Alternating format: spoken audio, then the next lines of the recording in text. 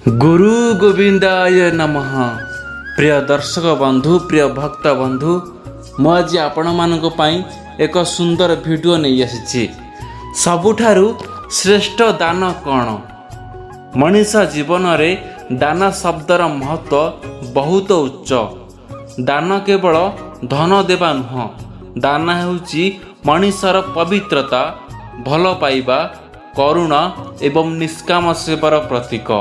ଏହି ସଂସାରରେ ଅନେକ ପ୍ରକାର ଦାନ ଅଛି। ଅନ୍ନଦାନ, ବସ୍ତ୍ରଦାନ, ଧନଦାନ, ଜ୍ଞାନଦାନ, ରକ୍ତଦାନ ଆଉ ଭୂମିଦାନ। କିନ୍ତୁ ପ୍ରଶ୍ନ ହେଉଛି, ସବୁଠାରୁ ଶ୍ରେଷ୍ଠ ଦାନ କ'ଣ? ଶାସ୍ତ୍ର କହେ ଅନ୍ନଦାନ ମହାଦାନ, ଜ୍ଞାନଦାନ ତଥାପି ଶ୍ରେଷ୍ଠ। କାରଣ ଅନ୍ନ ଦେଲେ ମଣିଷର ଭୋକ କିଛି ସମୟ ପାଇଁ ଶାନ୍ତ ହୁଏ, କିନ୍ତୁ ଜ୍ଞାନ ଦେଲେ ମଣିଷର ସମସ୍ତ ଜୀବନ ଆଲୋକିତ ହୋଇଥାଏ। ତଥାପି ଭକ୍ତିର ଦୃଷ୍ଟିରୁ ଦେଖିଲେ ସବୁଠାରୁ ଶ୍ରେଷ୍ଠ ଦାନ ହେଉଛି ଭଗବାନଙ୍କ ନାମ ଓ ଭକ୍ତିର ଦାନ।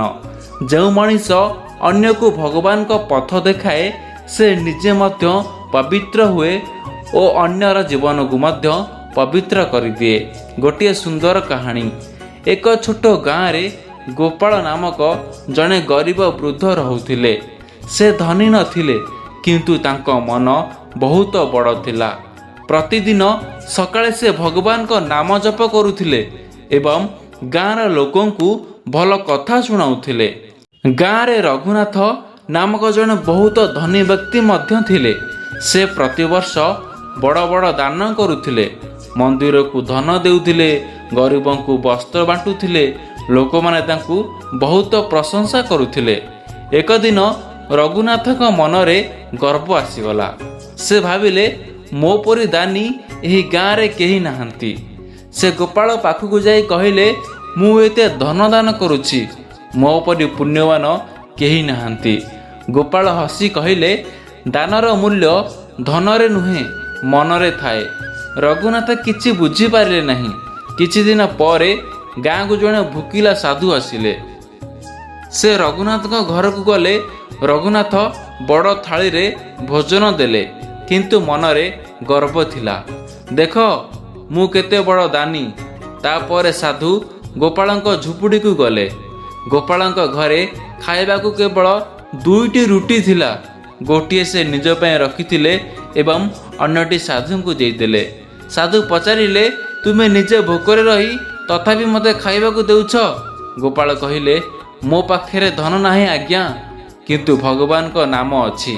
ମୁଁ ଭୋକରେ ରହିପାରିବି, କିନ୍ତୁ ଜଣେ ଅତିଥି ଭୋକରେ ରହିଲେ ପାପ ହେବ।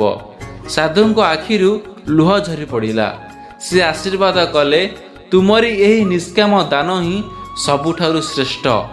ସେହି ସାଧୁ ଆଉ କେହି ନୁହେଁ, ସ୍ୱୟଂ ଭଗବାନ ପରୀକ୍ଷା ଥିଲେ।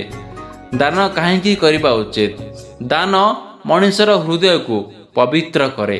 ଯେତେବେଳେ ଆମେ ନିଷ୍କାମ ଭାବରେ କାହାକୁ କିଛି ଦେଉଛୁ, ସେତେବେଳେ ଆମ ମନର ଅହଙ୍କାର କମିଯାଏ।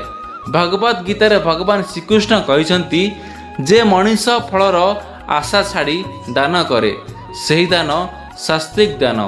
ଆଜିକାଲି ଅନେକ ଲୋକ ନାମ ଓ ପ୍ରଶଂସା ପାଇଁ ଦାନ କରନ୍ତି, ଫଟୋ ଉଠାନ୍ତି, ସୋସିଆଲ ମିଡ଼ିଆରେ ପୋଷ୍ଟ କରନ୍ତି।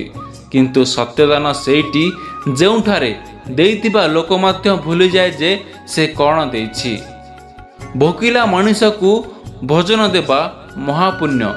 ଆମ ଶାସ୍ତ୍ରରେ ଅନ୍ନକୁ ବ୍ରହ୍ମ କୁହାଯାଇଛି। ଜଗନ୍ନାଥ ଧାମରେ ମହାପ୍ରସାଦର ମହିମା ସାରା ବିଶ୍ୱରେ ପ୍ରସିଦ୍ଧ। କୁହାଯାଏ ଯେ ଭୋକିଲାକୁ ଅନ୍ନ ଦିଏ, ସେ ଭଗବାନଙ୍କୁ ପ୍ରସନ୍ନ କରେ। ଏକ ଦିନେ ଜଣେ ଗରିବ ମହିଳା ଥିଲେ। ତାଙ୍କ ଘରେ ଖାଇବାକୁ କେବଳ ଚାଉଳ ଥିଲା। ସେତେବେଳେ ଜଣେ ଭିକ୍ଷୁକ ଆସି ଭୋଜନ ମାଗିଲେ।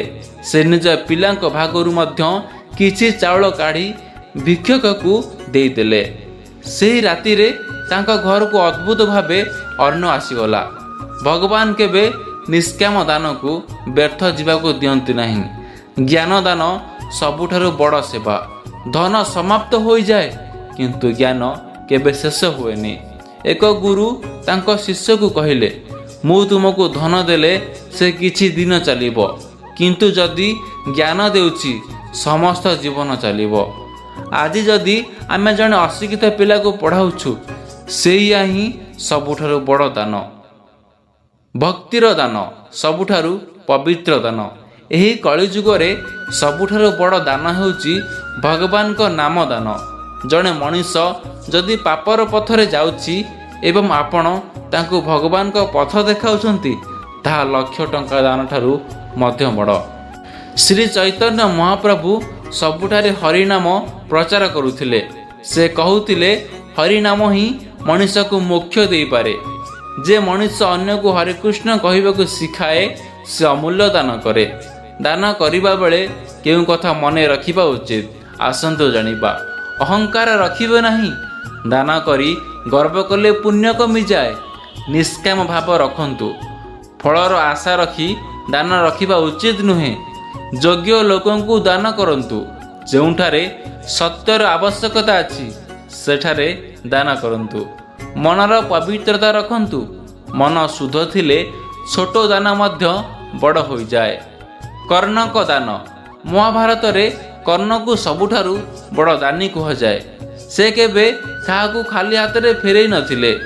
ଏକ ଦିନ ଭଗବାନ ଇନ୍ଦ୍ର ବ୍ରାହ୍ମଣ ବେଶରେ ଆସି କର୍ଣ୍ଣକୁ ତାଙ୍କର କବଚ କୁଣ୍ଡଳ ମାଗିଥିଲେ।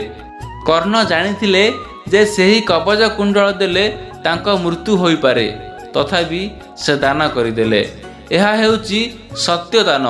ନିଜ ସ୍ୱାର୍ଥ ଭୁଲି ଅନ୍ୟକୁ ଦେବା। ସୁଦାମାଙ୍କ ଭକ୍ତି। ସୁଦାମା ଗରିବ ଥିଲେ, କିନ୍ତୁ ଭକ୍ତିରେ ଧନୀ ଥିଲେ। ସେ ଶ୍ରୀକୃଷ୍ଣଙ୍କ ପାଇଁ ମୁଠାଏ ଖୁଦ ନେଇଗଲେ। ସେହି ଛୋଟ ଉପହାରକୁ ଶ୍ରୀକୃଷ୍ଣ ବହୁତ ପ୍ରେମରେ ଗ୍ରହଣ କଲେ। କାରଣ ଭଗବାନ ବସ୍ତୁ ନୁହେଁ, ଭକ୍ତିକୁ ଦେଖନ୍ତି। ମଣିଷ ଜୀବନର ସତ୍ୟ। ମଣିଷ ଖାଲି ହାତେ ଆସେ ଏବଂ ଖାଲି ହାତେ ଯାଏ। ସାଙ୍ଗରେ କେବଳ କର୍ମ ନେଇଯାଏ। ଧନ, ଘର, ଗାଡ଼ି, ସମ୍ପତ୍ତି କିଛି ମଧ୍ୟ ସାଥୀ ହୁଏନି, କିନ୍ତୁ ଦାନ ଏବଂ ପୁଣ୍ୟ ମୃତ୍ୟୁ ପରେ ମଧ୍ୟ ସାଥିରେ ରହେ। ଭଗବାନ କାହାର ଦାନ ଗ୍ରହଣ କରନ୍ତି ନାହିଁ। ଭଗବାନ ସେହି ଦାନକୁ ଗ୍ରହଣ କରନ୍ତି ଯେଉଁଠାରେ ପ୍ରେମ ଓ ଭକ୍ତି ଥାଏ। ସବରୀ ରାମକୁ କୋଳି ଖୁଆଇଥିଲେ। ଭଗବାନ ସେହି କୋଳିକୁ ଆନନ୍ଦରେ ଖାଇଥିଲେ। ବିଦୁରଙ୍କ ଘରେ କୃଷ୍ଣ ସାଧା ଭୋଜନ ଖାଇଥିଲେ, କିନ୍ତୁ ଦୁର୍ଯ୍ୟୋଧନଙ୍କ ରାଜଭୋଗ ଗ୍ରହଣ କରିନଥିଲେ। କାରଣ ଭଗବାନଙ୍କୁ ପ୍ରେମ ଦରକାର, ଦେଖା ଭଲ ନୁହେଁ। ଆଜିର ସମୟରେ ସତ୍ୟଦାନ କ'ଣ? ଆଜିର ସମୟରେ ଭୋକିଲାକୁ ଭୋଜନ ଦେବା ଦାନ, ଗରିବ ପିଲାଙ୍କୁ ଶିକ୍ଷା ଦେବା ଦାନ, ଦୁଃଖୀଙ୍କୁ ସାନ୍ତ୍ୱନା ଦେବା ଦାନ, ନିରାଶୀ ମଣିଷକୁ ଆଶା ଦେବା ଦାନ, ଭଗବାନଙ୍କ ନାମ ପ୍ରଚାର କରିବା ମହାଦାନ। କେବେ କେବେ ଗୋଟିଏ ଭଲ କଥା ମଧ୍ୟ ବଡ଼ ଦାନ ହୋଇଯାଏ। ଅନ୍ତିମ ସନ୍ଦେଶ। ସବୁଠାରୁ ଶ୍ରେଷ୍ଠ ଦାନ ସେଇଟା ଯାହା ନିଷ୍କାମ ଭାବରେ କରାଯାଏ। ଯଦି ତୁମ ପାଖରେ ଧନ ନାହିଁ, ତଥାପି ତୁମେ ହସ ଦାନ କରିପାରିବ। ଯଦି ଧନୀ ନୁହଁ, ତଥାପି ଭଲ କଥା ଦାନ କରିପାରିବ। ଯଦି କିଛି ନାହିଁ, ତଥାପି ଭଗବାନଙ୍କ ନାମ ଦାନ କରିପାରିବ। ମନେ ରଖନ୍ତୁ, ଦାନରେ ଧନ କମେନି, ପାପ କମେ, ହୃଦୟ ପବିତ୍ର ହୁଏ ଏବଂ ଭଗବାନଙ୍କ କୃପା ମିଳେ। ଜୀବନରେ ଏମିତି ଦାନ କର ଯାହାର କାହାର ଆଖିରେ ଲୁହ ଶୁଖିଯାଏ, କାରଣ ଭଗବାନ ମନ୍ଦିରରେ କମ୍, ହୃଦୟରେ ଅଧିକ ରହନ୍ତି। ରହୁଛି।